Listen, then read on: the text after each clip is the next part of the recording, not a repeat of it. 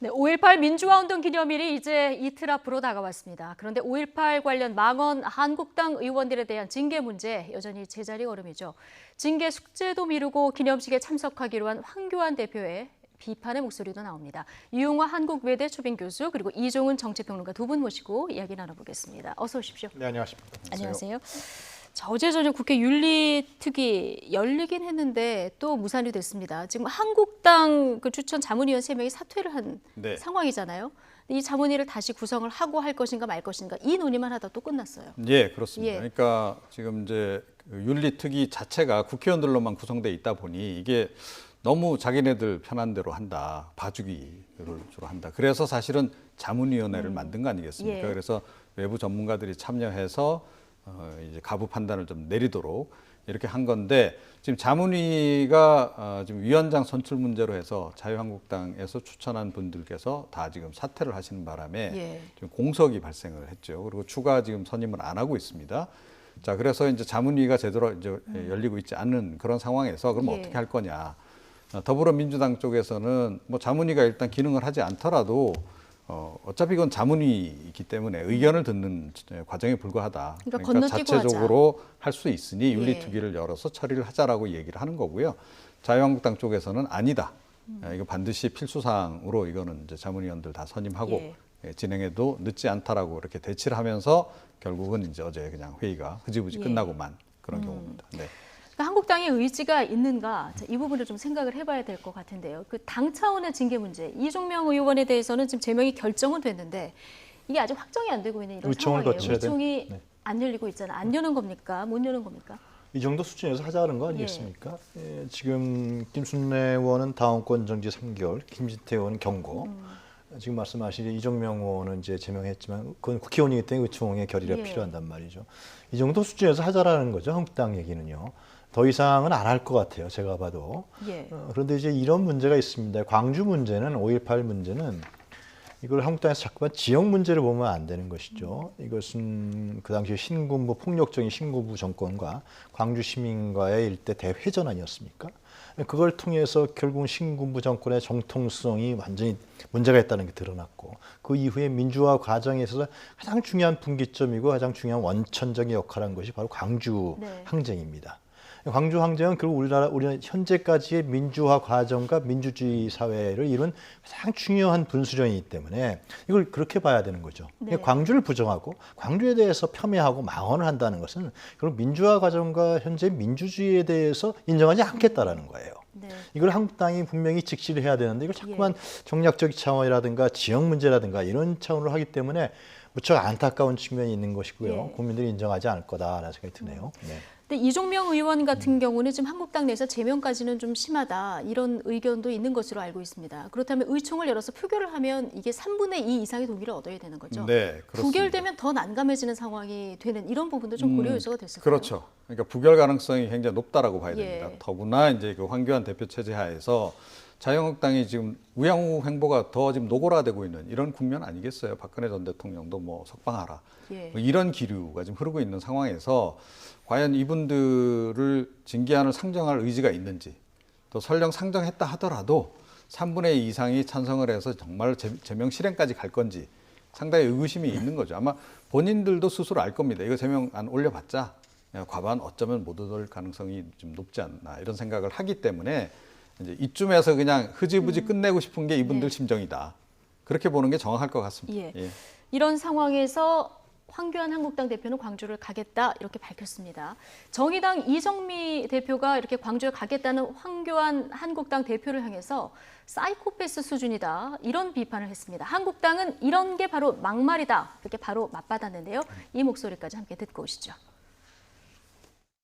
이 5.18 특별법이 빨리 국회를 통과를 해야 되는데 전혀 국회에서 이걸 다루지 않고 황교안 대표가 다시 광주를 내려가겠다고 발표한 거는 이건 뭐 거의 저는 사이코패스 수준이라고 봅니다. 그러니까 이게 의학적 용어예요. 의학적 용어. 그러니까 뭐냐면 타인의 고통에 무감한 상태를 그렇게 일컫는 거거든요. 어떠한 징계도 하지 않고 또 사과도 하지 않고 그리고 나서 광주에 내려가겠다. 제가 어저께도 말씀드렸지만 결국은 가서 이렇게 물병 맞으러 가는 겁니다. 저는 저의 길을 가겠습니다. 예. 대통령께서도 막말하지 말라고 그러셨다면서요. 그러니까 그런 입장이 맞겠고 저는 하여튼 앞으로 뚜벅뚜벅 가겠다는 말씀 드렸고 어제도 대통령께서 그런 말씀 하셨는데 그동안 막말한 게 누구냐 그런 말씀을 어제 드렸어요. 지금 우리더러 막말하지 말라라고 말씀할 입장인가? 저도 민주당에게 참 많은 막말을 들었습니다. 그런데 왜 막말하냐 이런 말 거의 하지 않은 것 같아요. 네. 이런 게 바로 이제 막말이다. 이제 황교안 대표의 바로 반격을 들어보셨는데 어쨌든 이정미 대표 이게 고통을 공감하지 못한다는 취지에서 한 말이다 얘기를 했고요. 이 발언 취소할 생각 없느냐 했더니 아니 고소 당하면 응하겠다 뭐 이렇게까지 얘기하고 물러서지 않는 이런 상황입니다. 이게 사이코패스라는 건 공감 예. 능력이 없는 사람이에요. 공감 능력이 없기 때문에 상당히 머리는 굉장히 좋아요. 사이코패스들이. 그러나 공감 능력이 없기 때문에 인간에 대한 감정에 대한 이해가 없으니까 상당히 그 감정과 다른 행동을 하는 거 아니에요. 그러니까 근데 워낙 좀 부정적인 의미가 강하기 때문에. 그렇죠. 근데 이제 이정미 대표 얘기는 그런 거죠. 광주가 저렇게 학살당하고 광주에 대한 고통 이런 예. 부분들이 계속 일어나고 있는데 불구하고 황교안 대표가 그 부분에 대한 어떤 인간의 감정으로서 공감하고 거기에 대한 광주특별법이라든가 망원이라든가 이런 부분들 행동을 해야 되는데 왜 안 하면서 자꾸만 가기만 한다 그러냐 예, 예. 이런 얘기인데 결국은 사이코패스란 말은 적절하지 않았던 건 사실인 것이죠. 그러나 제가 봤을 때는 광주에 가려면 황교안 대표가 예. 뭐 가는 건 좋습니다. 저는 야당 대표가 당연히 국가보훈처에서 초청을 했고 야당 대표가 광주에 국가기념일이기 때문에 행사에 가는 거 대통령도 간다 그러니까요.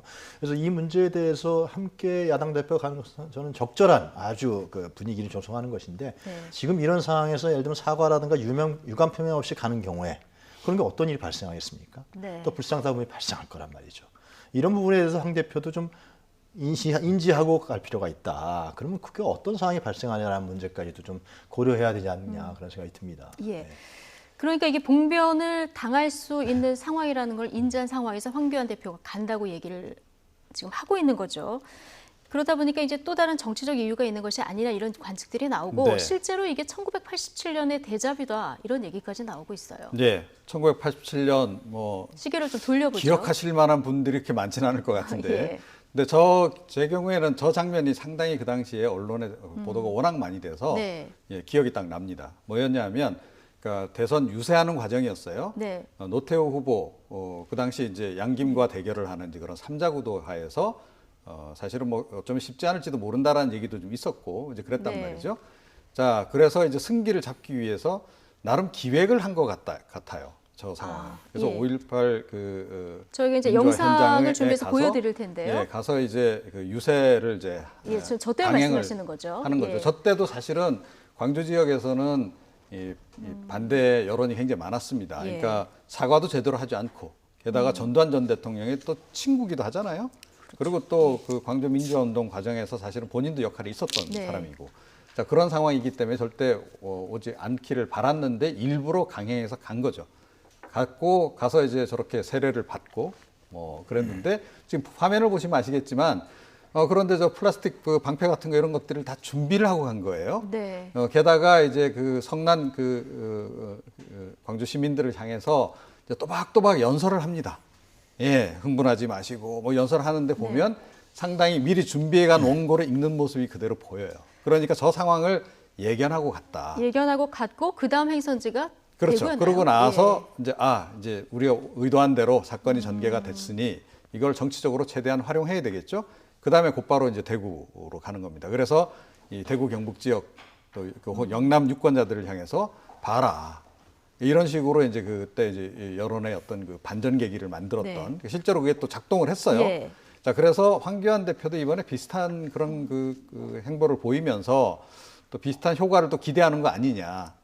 그런 얘기가 지금 나오고 있는 거죠. 그래서 일부러 맞으러 간다. 이런 얘기까지 그래서 나오는 이런 거고. 아마 네. 과거 경험이 있기 때문에 이런 추측성 이야기도 좀 나오고 있는 이런 그래서- 상황인데요. 네. 이틀 후에 어쨌든 5.18 기념식 참석을 위해서 황교안 대표는 내려갑니다. 그런데 꼭 넘어야 할 시간이 있는데요. 바로 임을 위한 행진곡, 이 합창 시간입니다. 그런데 황교안 대표 이 곡에 대한 태도가 좀 애매한 부분이 있는데요. 영상을 잠시 보고 오시겠습니다.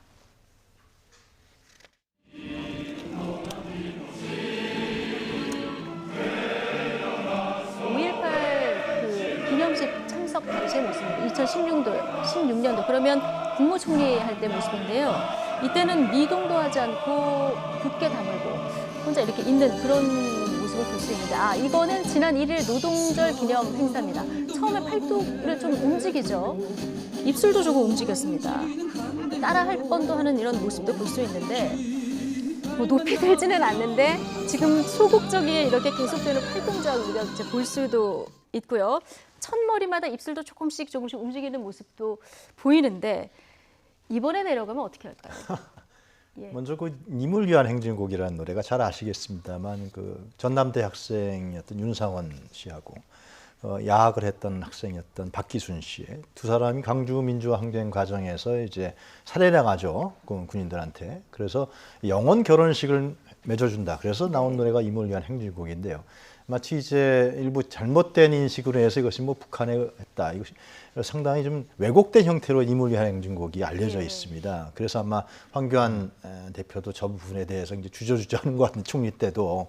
그런데 이것은 저는 내려가서 당연히 황 대표는 많이 내려가게 된다면 당연히 이걸 따라서 부르고 같이 해야 이 광주 항쟁을 통해서 그 살해당했던 그 영혼들을 위로해 주는 것이거든요. 한 국민으로서도 해야 될 이건 행위인데 그런데 저는 이제 아까 이종원 평론가께서 말씀하셨지만 만약에 진짜 사과나 유감 표명 없이 광주에 내려간다면 분명히 불상사가 일어날 것이고 그것은 결국은 과거의 80년도에 광주를 봉쇄하고 둘러싸면서 지역 문제로 화시키지 않았습니까? 신군부 세력들이. 역시 말해 지역 문제로 또 전화시키려고 하는 그런 정치적인 의도하지 않았다 할지라도 그런 결과가 나올 수가 있어요. 그렇기 때문에 저는 황교안 대표가 내려간다 그러면 분명히 유감 표명이나 사과를 하고 가야 된다. 그런데 그 유감 표명 사과를 하게 되면 당연히 광주의 시민들과 여당에서는 반갑게 맞아서 황 대표가 한 자리를 차지할 수 있도록 해줘야 된다. 그런 수순이 되는 게 저는 정상적이고 맞다라는 판단이 드는데 어떻게 될지 보아야겠습니다. 어쨌든 황교안 대표 지난번 부처님 오신 날 행사에서는 또 이 불교 예법을 따르지 않았다 이런 논란도 또 있었는데 조금 이제 정치 신인이라서 그럴까요? 어떻게 좀 어정쩡한 모습 때문에 행보에 계속 관심이 가는 이런 모습들이 계속 보이고 있습니다. 어쨌든 장외투쟁 지금 반환점을 돌았는데요. 득실을 따져봤을 때 황교안 대표에게 그 현재까지 중간 성적표를 보면 어떻습니까? 그러니까 제가 보기에는 뭐 소기의 목적은 달성했다. 그러니까 최근에 이제 정당 지지율 그 추이를 보게 되면 일단 그렇게 객관적으로 얘기할 수밖에 없는 상황이고요. 그리고 이번 장애 그 나름의 투쟁을 통해서는 지금 제가 보기에는 마무리 다지기 작업 중이다. 마무리 다지기 작업 중이다. 그러니까 본인들이 지금 가지고 있는 기존의 아주 핵심 지지층들, 그 지지층들 확고하게 다 불러들였고 이 사람들로 하여금 이제 다시는 이탈하지 않도록 견고하게 다지는 작업을 지금 진행 중이다라고 저는 생각을 하거든요. 이제 그 다음에는 아마 제가 보기에는 조금 이제 외연 확장 전략으로 나올 텐데 지금 시기적으로 볼 때 외연 확장 전략으로 나오기에는 좀 이른 시간이라는 거예요. 자, 그래서 제가 보기에 이 임을 위한 행진곡을 과연 가서 부를까? 안 부를 가능성이 높다. 왜냐하면 핵심 지지층들 사이 또 아주 좀 극우 성향의 보수 태극기 집회 세력 사이에서는 임을 위한 행진곡은 혁명가다 이렇게 생각을 해요. 이분들은 그게 사실 이건 아니건 이게 중요한 게 아니고 일단 그렇게 믿는 겁니다. 자, 황교안 대표도 사실은 공안검사 시절에 그렇게 믿고 아마 계속 생각했을 거예요. 아마 그 학생들 이렇게 뭐 공안사본으로 이렇게 체포하면 임을 위한 행진곡 부를 줄 알아 몰라 뭐 이런 것도 물어봤을 것 같기도 하고 충분히 이제 그랬을 인물이기 때문에 이번 같은 경우에 가서 아마 굉장히 고민을 할 것 같긴 한데 쉽게 부를 것 같지는 않다. 결과적으로는 안 부를 가능성이 높다. 이분이 사실은 뭐 노래 조예가 없으신 분도 아니고 충분히 하실 수 있는 분이긴 한데 가사도 별로 안 길어요. 그런데 제가 보기에는 좀 제 판단은 이번에도 안 부를 가능성이 높지 않나 이렇게 생각합니다. 지난 1일 노동절 기념 행사 보면 또 부를 것 같기도 하고 이거는 그날 좀 지켜보도록 하고요. 어쨌든 한국당이 이렇게 견고하게 지지층을 다지는 과정에서 강성 발언들도 많이 나왔는데요.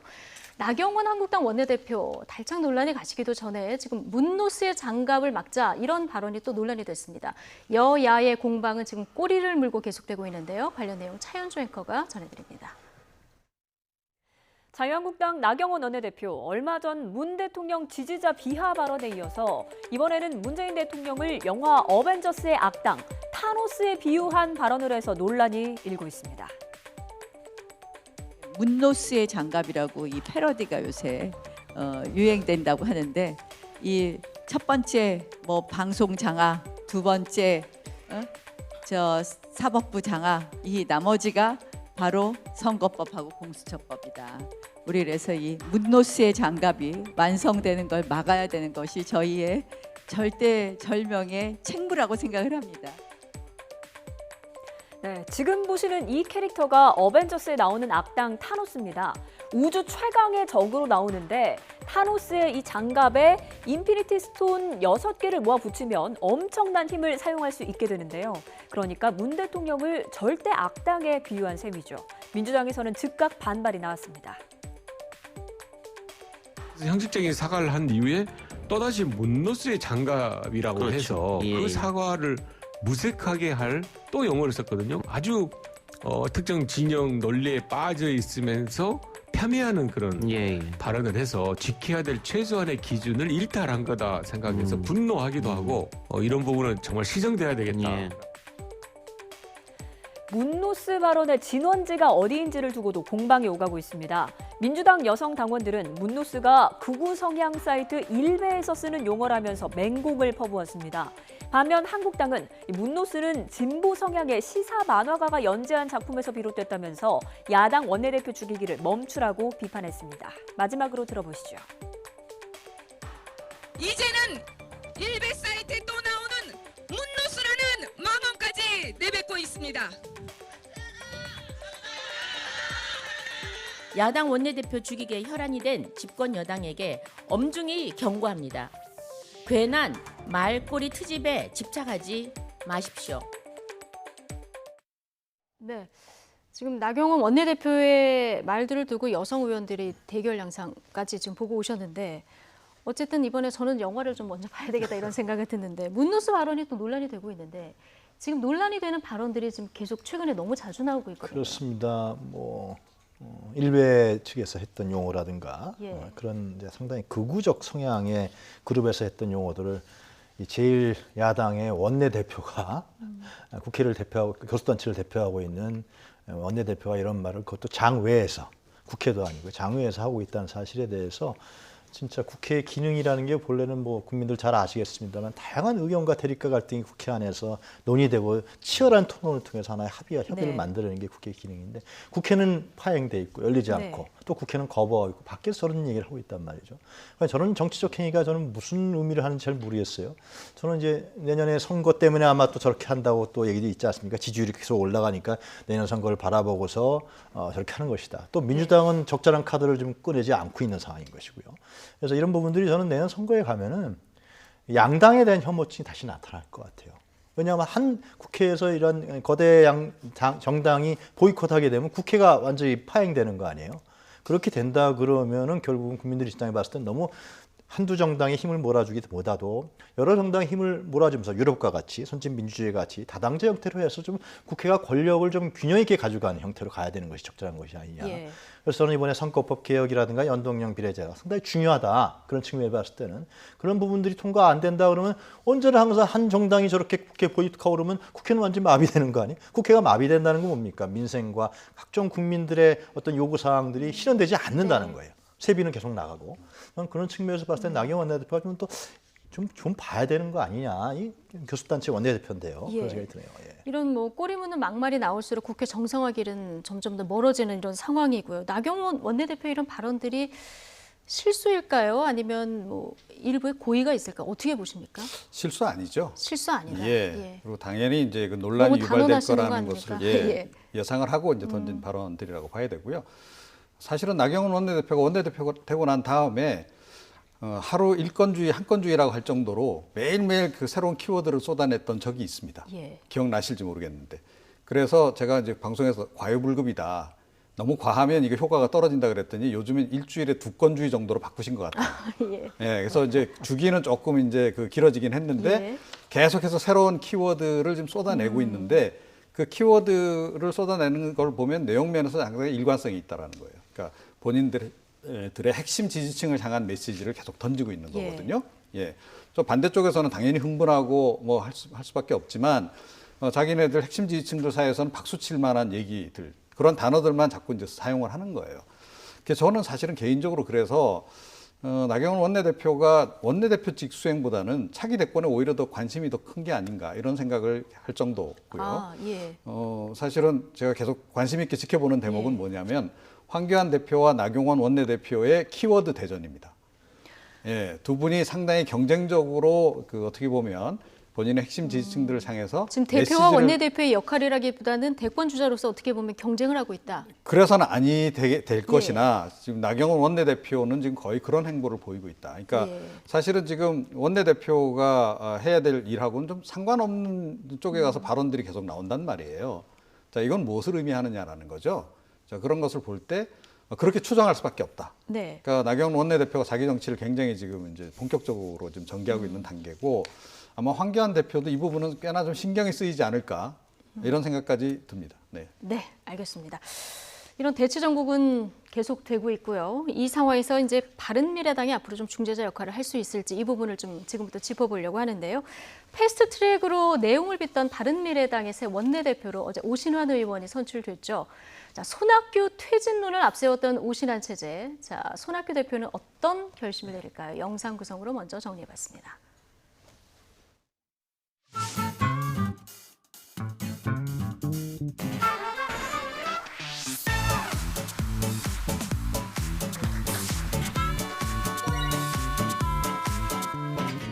지금 지도체제의 전환만이 새로운 변화의 첫걸음이다 이렇게 생각합니다. 예. 그렇기 때문에 저는 이제 손학규 당대표님의 결단이 필요한 시기가 아닌가 이렇게 생각합니다.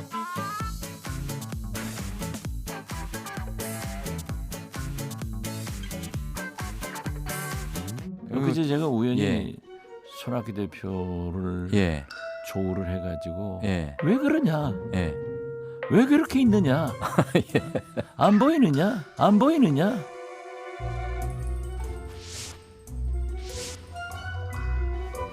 막걸리 먹고 다운 되시면 제가 업고 서울 올라갑니다.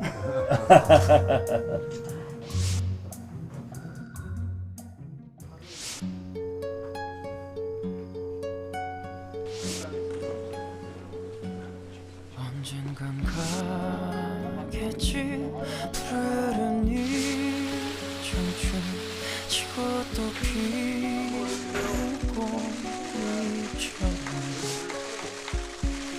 달 밝은 밤에는 창가에 흐르는 네. 지금 이 상황에서 손학규 대표가 어떤 결심을 할지 굉장히 관심인데 패스트 트랙을 반대하던 오신환 의원이 그리고 사보임까지 됐다가 이번에 원내대표가 된 이런 상황입니다. 일성으로 지도부 퇴진을 얘기를 하지 않았습니까? 네. 오늘 뭐 좀 만나겠다. 오후에 손학규 대표와 만나겠다. 오신환 원내대표가 얘기를 했는데 예. 뭔가 좀 거취를 밝힐까요? 글쎄 쉽게 물러설 것 같지는 그렇진 않습니다. 않다. 예, 그러니까 사실은 물러설 타이밍을 좀 놓치셨죠. 그러니까 최근 들어서 이제 타이밍을 계속 지금 놓치시고 그래서 마이너스 손이라는 별명까지 이제 붙지 않았습니까? 이제 그런데 보궐선거 직후에 저는 좀 정책 결단을 내리지 않을까 예상을 했었어요. 그런데 네. 그때 안 내리시더라고요. 그리고 이제 버티시고 결국은 지금 이 상황까지 온 겁니다. 오신환 원내대표의 탄생은 어찌됐건 반손연대, 그러니까 손학규 연대가 지금 상당히 힘을 발휘를 한 결과다라고 이제 봐야 되는 거고요. 그러니까 안철수, 유승민 전 대표 두 사람이 사실은 바른미래당의 대주주라고 본다면 대주주들이 이제 전문 경영인 필요 없고 우리가 직접 경영 전면에 나서겠다라고 지금 이야기를 하고 있는 상황이라는 거죠. 자, 그러면 현실을 좀 더 냉정하게 좀 이렇게 냉철하게 좀 이렇게 분석을 하시고 본인의 거취 부분도 그러니까 명분을 충분히 획득할 수 있는 시점에서 선택을 했어야 하는데 지금 같은 상황에서는 사실은 뭐 명분도 잃고 실리도 잃고 어쩔 수 없이 그냥 밀려나는 그런 형국으로 갈 수밖에 없는 그런 상황이 된 게 아닌가 이렇게 좀 생각을 합니다. 그러니까 연동형 비례대표제 단식도 하고 뭐 손다방하면서 전국을 돌기도 하고 참 많은 행보를 하긴 했는데 지금 어쨌든 구도가 좀 달라졌습니다. 지금 반손연대 얘기도 하셨고 바른정당계 승리다 이런 뭐 얘기도 나오는 마당에 손학규 대표 입지가 좁아진 건 좀 맞는 거죠. 그러니까 손학규 대표가 과거에도 보면은 그때 민주통합당 때인가 자기의 세력과 권력보다도 좀 너무 앞서가면서 항상 역풍을 맞으면서 당내 권력 투쟁에서 상당히 좌절하고 패배했던 경험들을 많이 갖고 있는 정치인 중에 하나예요. 이번도 그런 케이스라고 봐야 되는 것이죠. 손 대표 구상은 가을쯤에서 민평당하고 같이 해서 제3지대에서 제3정당을 만들겠다는 것이 구상이었는데 그것이 안철수, 유승민 두 사람의 입장에서 봤을 때는 자신들의 정치적 입지가 완전히 약화된다고 보는 거죠. 입지가 없다. 네. 그래서 당권을 뺏어야겠다는 생각을 한 거죠. 그래서 이번에 이렇게 안철수계가 이제 그 오신환 원내대표를 도와주면서 오신환 의원이 원내대표가 된 케이스인데요. 아무래도 손 대표는 당내 권력 투쟁에서 갈수록 힘을 빠질 수밖에 없는 거죠. 최이배하고 임재훈 의원도 이제 사보임을 사퇴하지 않았습니까? 관련됐던 부분에서 그게 이제 당내 상황을 보여주는 것인데요. 아무래도 바른미래당은 아마 제 생각에는 안철수, 유승민 두 체제의 뭐 예를 들면 비대위 구성으로 이렇게 누가 나서든지 그런 식으로 가지 않겠냐 생각이 듭니다. 그리고 안철수 전 대표가 독일에서 가을쯤에서 귀국할지가 두고 봐야겠지만 그런 시스템으로 바른미래당이 다시 이제 정비되면서 가지 않겠느냐. 그래서 민평당과의 합당이라든가 이런 부분들은 사실상 이번 과정에서 물건동한 것이 아니냐 그렇게 보여집니다. 네. 어쨌든 이번에 이제 새 원내대표가 선출되면서 내용은 일단 겉으로 보기에는 이제 봉합이 된 이런 상황인데 바른미래당 국회 내에서 지금까지 이제 캐스팅 보트 역할을 많이 해오지 않았습니까? 앞으로 이 패스트트랙 전국에서 어떤 역할을 할지 이 부분도 굉장히 주목되는데 자, 오신환 원내대표 이 중재 역할 어떤 대책들을 내놔서 이 좀 물꼬를 틀 수 있을지 이런 데에 대한 중재안을 좀 내놨는데요. 관련 얘기도 좀 들어보시죠. 민주당은 패스트트랙 강행 처리에 대해 사과의 뜻을 밝히고 청와대는 1대1 연쇄 영수회담 형식으로 여야 5당 대표를 순차적으로 모두 만나는 해법을 진지하게 고려해 주시기 바랍니다. 그리고 자유한국당도 이제 할 만큼 했으면 장외투쟁 그만하고 조건 없이 국회에 복귀하는 것이 옳습니다. 패스트트랙 사태의 이면에는 자유한국당이 협상에 성의 있게 임하지 않고 무조건 반대만 하며 시간을 질질 끌었던 탓도 있는 게 사실 아닙니까? 민주당 이인영 원내대표와 자유한국당 나경원 원내대표에게 교섭단체 대표 회담을 공식적으로 제안합니다. 나경원 대표는 밥 잘 사주는 누나로 말씀하셨으니까 이인영 대표께서 맥주 한 잔 사주는 형님으로 한번 자리를 만들어 주시면 좋지 않을까 이렇게 생각합니다. 뭐 자주 만나라 이런 지금 조언이 나왔는데 일단 민주당이 강행 처리에 대해서 좀 사과를 하고 그리고 자유한국당도 이제 장외투쟁 접고 좀 복귀를 하고 그리고 1대1 영수회담도 받아라 나름의 어떤 중재안을 좀 내놨는데 어떻게 보십니까? 그러니까 뭐 사실은 이제 양쪽에서 마음이 있어야 되는 건데 당장은 뭐 이런 중재안을 받아들일 것 같지는 않아요. 그런데 뭐 계속 안 받아들일 수는 없는 거기 때문에 어느 정도 시점이 되면 뭐 청와대의 제안이든 아니면 지금 자유한국당의 제안이든 그쪽으로 또는 이제 이번에 나온 이런 새로운 중재안을 통해서건 지금 뭐 대통령과 5당 대표들 간의 이제 회동도 좀 있을 것 같고요. 근데 역시 장외투쟁이 좀 끝나야 하지 않을까 싶어요. 25일까지로 지금 예정돼 있지 않습니까? 그래서 그때까지는 뭐 자유한국당이 쉽게 그런 회담이나 이런 협상에 좀 응하기가 좀 쉽지 않을 것이다라고 저는 생각이 들고요. 그리고 오신환 원내대표 얘기를 들어보니까 패스트트랙 지정 이미 된 것을 다시 뭐 도로 무효로 돌리고 뭐 그럴 것 같지는 않아요. 이제 이미 올린 상태에서 아마 수정을 좀 시도를 하는 것 같고 이 과정에서 이제 자유한국당도 이제 동참을 하라는 건데 저 얘기 하지 않아도 사실은 자유한국당은 지금 동참할 수밖에 없습니다. 그러니까 선거제 개혁안 부분 가장 결정적으로 본인들이 그냥 방치를 할 수 없기 때문에 지금 들어와야 되는 상황이고 그런데 결국은 이제 의석수를 얼마나 늘리느냐가 이제 쟁점이 될 것 같고요. 그다음에 고위 공직자 비리 수사처 같은 경우에도 설치는 하되 결국 이제 어떻게 규제를 할 거냐. 권은희 의원 안 정도에서 조정이 좀 이루어질 가능성이 높지 않나 이렇게 생각합니다. 네. 알겠습니다. 자, 패스트트랙 주도한 원내대표가 4명인데 그 가운데 3명이 지금 바뀐 이런 상황이지 않습니까? 앞으로 이 전국에 어떤 변수가 될지 이 부분 좀 짧게 듣겠습니다. 마지막으로. 패스트트랙은 적법하게 진행된 거고요. 한국당 의원들이 국회에 누웠었기 때문에 그 사과할 이유는 저는 없다고 생각합니다. 단지 이제 선거법과 공수처법, 그다음에 검경수사권 이건 재논의할 수 있다. 재논의할 수 있다는 부분들로 앞으로 원래 또 논의를 해나가는 재논의하는 거로 합의를 있잖아요. 보면 되고요. 그리고 청와대의 관계는 그러니까 5당 대표를 먼저 해야죠. 한 다음에 그다음에 개별적으로 1대1 회동을 하면 됩니다. 예. 대통령이. 그런 의사도 좀 있는 것 같고요. 근데 일단 5당 대표를 해야지 하고 여야당 상설협의체 기존에 합의했던 부분이니까 진행해 나가야죠. 그것도 전면 다 목리부듯이 안 한다고 그러고 1대1부터 해라. 네. 그건 말이 안 되는 거죠. 그러면 상당히 상식적인 수준에서 합의가 됐으면 좋겠어요. 네. 알겠습니다. 오늘 두 분 말씀 여기까지 듣겠습니다. 유용한 한국외대 초빙 교수 그리고 이종은 정치평론가 두 분과 이야기 나눠봤습니다. 고맙습니다.